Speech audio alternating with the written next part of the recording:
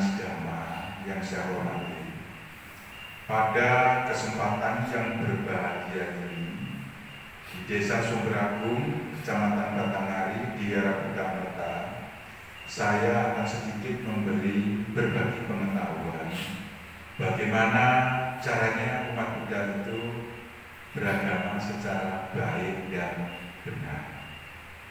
Dalam konsep agama Buddha itu mengajarkan tentang cinta kasih sayang kepada semua makhluk, baik yang terlihat maupun yang tidak terlihat. Nah, dalam agama Buddha, kita tempo dulu agama Buddha itu tidak minoritas, tapi mayoritas di Prasada Nusantara, di mana pada abad ke-7 para cerdik pandai, para terpelajar itu datang ke Nusantara, yaitu di Jawa Dipa dan Suwana Dipa atau Suwana Bumi, di mana tempo dulu dari dataran Tiongkok Wahien datang untuk belajar agama Buddha. Huangstang datang ke Nusantara untuk belajar agama Buddha. Patrick Chan ke-7 Winem itu pun datang ke Nusantara untuk memperdalam agama Buddha. Lebih mengagumkan lagi, yang mulia Atisa Sri Jinana dari Benggala India datang ke Nusantara untuk belajar di kaki Mahaguru Selingpa atau Suwana Bumi atau Suwana Dipa Dharma Kirti selama kurang lebih 13 tahun untuk menerima transformasi ajaran dan inisiasi ajaran Bodhicitta sesuai dengan hukum yang berlaku, yaitu anicca. Di sini semua yang berbentuk, semua yang terkondisi itu tidak kekal adanya. Sehingganya di akhir kejayaan agama Buddha, yaitu di abad ke-15 Masehi, di bawah keperabuan Majapahit, dengan berangsur-angsurnya melemah kekuasaan Majapahit dan runtuhnya Majapahit, begitu juga tenggelam agama Buddha di Prasada Nusantara. Namun kita tidak berkecil hati bahwasanya para cerdik pandai itu menyimpan ajaran dari bumi Nusantara ini dibawa ke Tibet. Bahwasanya yang mulai dari lama, yang pertama nyampe yang sekian kalinya, nyampe ke-14, Dalai Lama ke-14 mengakui bahwasanya silsilah Tantrayana yang ada di tanah salju diperoleh dari bumi Sriwijaya. Dan di dataran-dataran negara lain itu banyak sumber-sumber dari Prasada Nusantara. Romo Ibu serta saudara kami sedaya, tempo dulu di Medang Mataram Purba, di era Prabu Semaratungga mendirikan mahakarya yang luar biasa, yaitu Dasa Bhumika Sambara Budara yang dikenal sekarang Borobudur. Toleransi beragama bagaimana? Tidak perlu diragukan.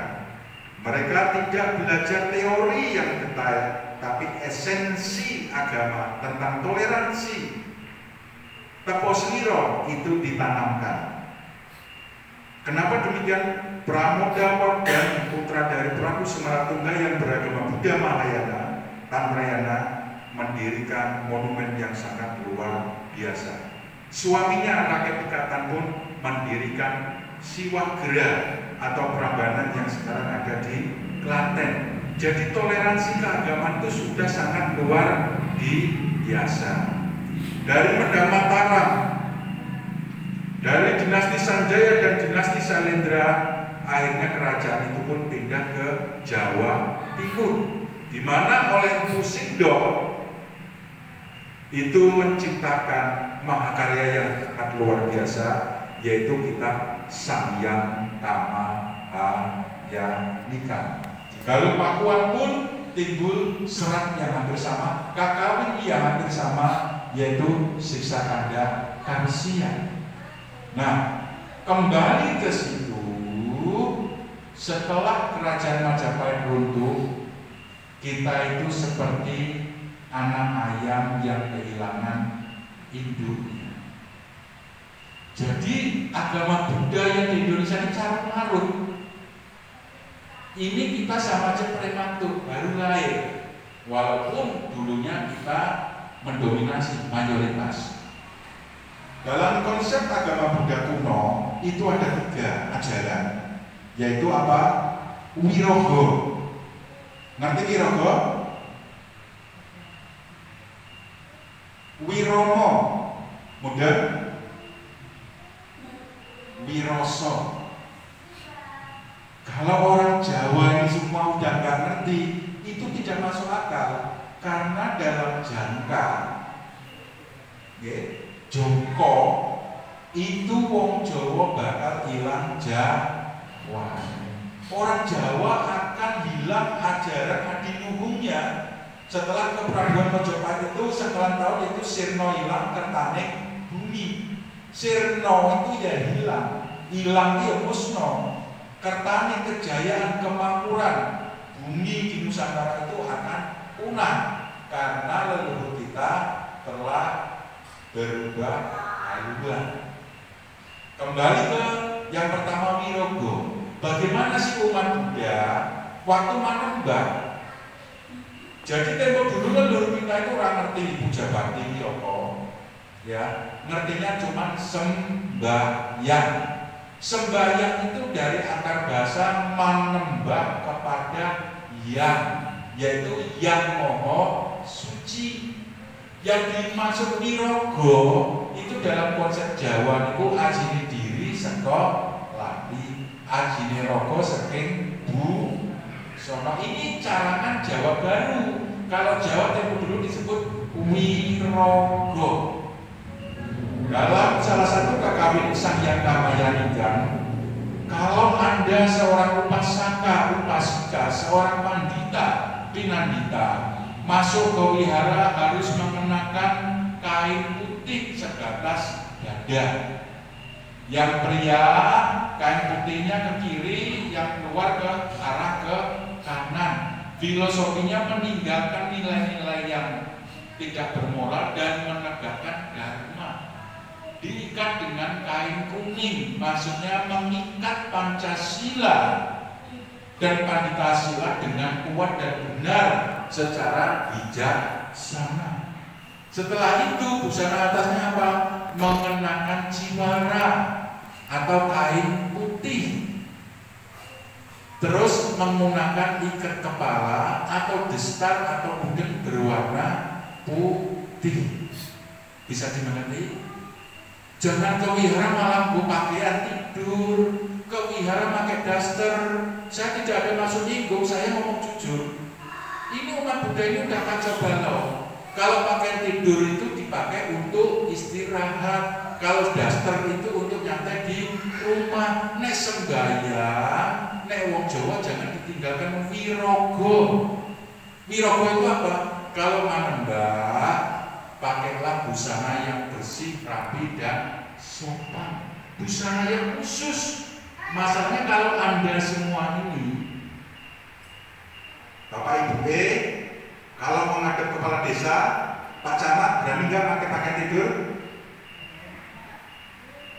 Berani nggak ngadep Pak Camat pakai daster, pakai kaos oblong?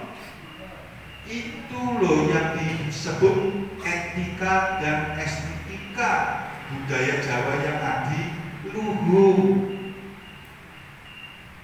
Wirogo, ajine rogo itu saka busana. Makanya dalam kitab Samgyang Tamayanika, hiaslah tubuhmu di saat manembah kepada yang moho suci. mengenakan jarit putih sinjang sebatas dada, menggunakan ciwara, menggunakan ikat kepala putih, menggunakan katiwanda, menggunakan aksyamala, menggunakan kakari dan basma. Dan saya yakin Anda semua yang saya maksud itu tidak mengerti.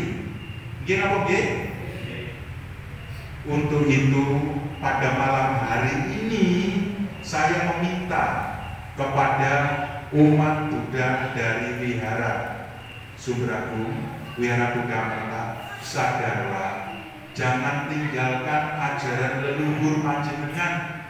Dengan Anda tidak mengendalikan, melestarikan budaya leluhur itu, sama aja jenengan mempercepat proses punahnya ajaran leluhur kita.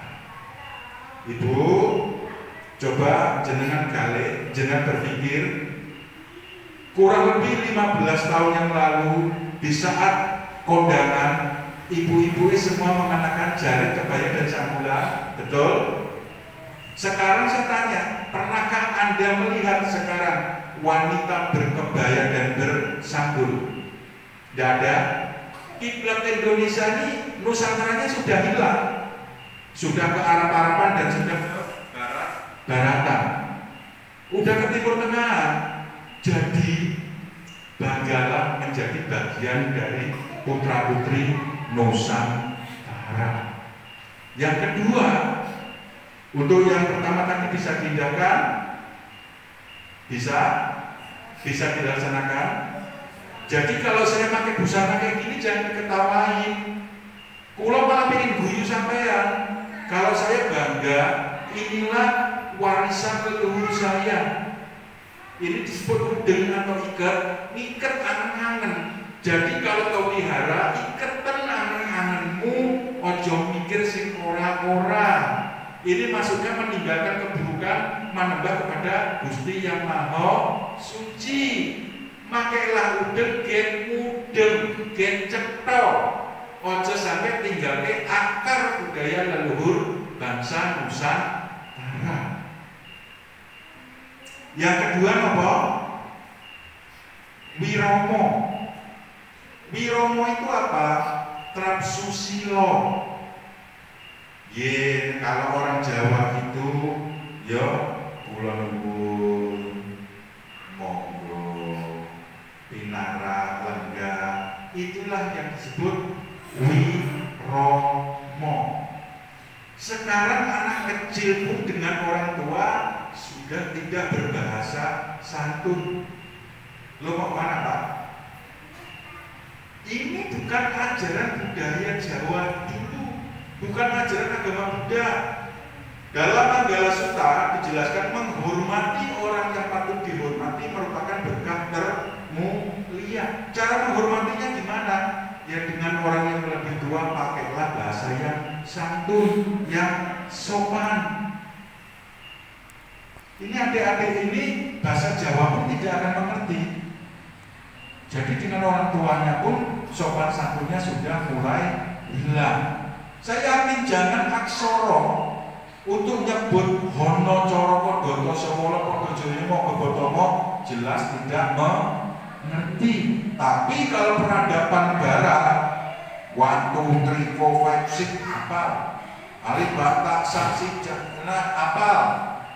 Jenengan sadar enggak? Secara tidak langsung budaya kita dijajah, digerus secara perlahan-lahan tapi pasti. Sadarlah putra-putri Nusantara, kembali kepada ajaran leluhur bangsa Nusantara. Yang ketiga, wiroso. Wiroso itu apa? Kalau saya itu kalau ngomong megang hindir-hindir langsung romo di wihara, di sini ada Buddha depan, kakinya tidak boleh menghadap ke altar. Kakinya tidak boleh menghadap ke altar. Saya ulang 3 kali. Kalau di wihara kakinya tidak boleh menghadap ke altar. Jadi nyamping boleh. Masalahnya dalam Bodhisattva Sila, di mana ada stupa, di mana ada pratima Buddha, Bodhisattva dan para suciwan. Sekarang saya ingatkan, yang mulia Dalai Lama ke-14 Sampai sekarang di waktu beristirahat, di waktu tidur, tidak pernah menghadapkan kakinya di bumi Nusantara, yaitu di Jawa Dipa dan Swarna Dipa, Swarna Bumi. Kenapa? Karena disitulah kula guru Syarifah Dharma Kirti memberikan inisiasi ajaran. Khusus untuk umat Wihara Sumberagung pada hari ini, jangan sekali-kali menghadap kakinya di depan para sujiwan. Iku raelo, iku rapareng. Jadi itu ada ajaran. Kalau capek, hadapkan ke kiri, hadapkan ke kanan, atau hadapkan ke belakang. Nah, inilah yang disebut wiroso. Mudah? Jadi kalau jenengan Romo pun sepuh, sudah sepuh, kaki saya kesini pun enggak sopan, apalagi di hadapan altar Pratima Buddha Bodhisattva dan para Dharma Pala. Itu nggak boleh ulang lagi. Hal-hal kecil ini yang perlu saya utarakan ke panjenengan semua. Ya, terus hal ini dalam agama Buddha, ajine diriku sekolati. Bagaimana menjaga lidah kita? Jangan ngerumpi yang tidak di luaran. Kalau di luar, orang mulai kesel, dia pernah capek. Tapi begitu ke wihara, ajini diri sekolah ini. Ayo, saatnya kita mengucapkan parita, sutta, gata, dan mantra. Pingangnya sakit, sirai pusing, kakinya keselio, lidahnya takut, tapi rasa-rasa lidahnya lancar. Hal seperti ini jangan ditinggalkan. Gunakanlah lisan Anda, lidah Anda untuk selalu membicarakan, membahas tentang ajaran yang benar, yang membawa kemajuan dan kebersihan batin, bukan sebaliknya.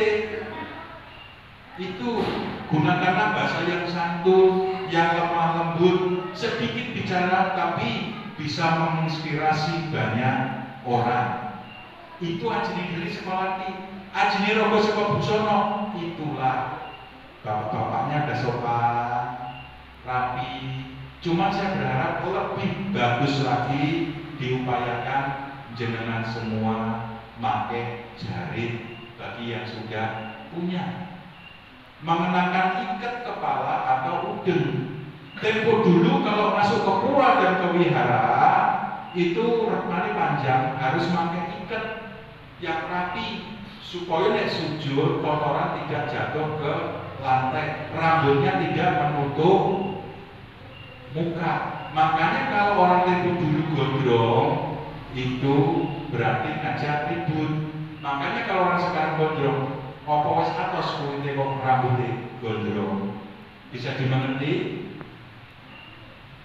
Ajine awak saka tumindak. Jadi rendah, hina, mulia diri kita bukan karena pangkat, derajat, harta benda, tapi perilaku yang utama.